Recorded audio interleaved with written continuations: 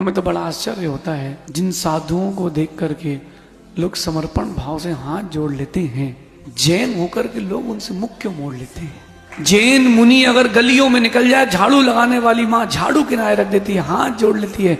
मुझे तो उस समय लगता है कि जैन होकर के तुम जैन होकर के मुख कैसे मोड़ लेते हो। और ज्यादा क्या बोले, साधु होकर मुख मोड़ लेते हैं, अब बचा क्या है। कम से कम जैन होकर के तो तुम जैन होने का फर्ज निभाओ।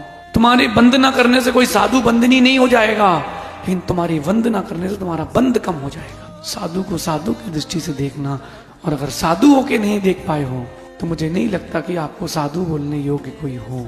वो जीवित होके भी मृत के तुल्य है, जिसके अंदर धार्मिकता नहीं है। मैंने अपने जीवन में, छोटे से जीवन में बहुत बड़े अनुभव किए निर्मल जी।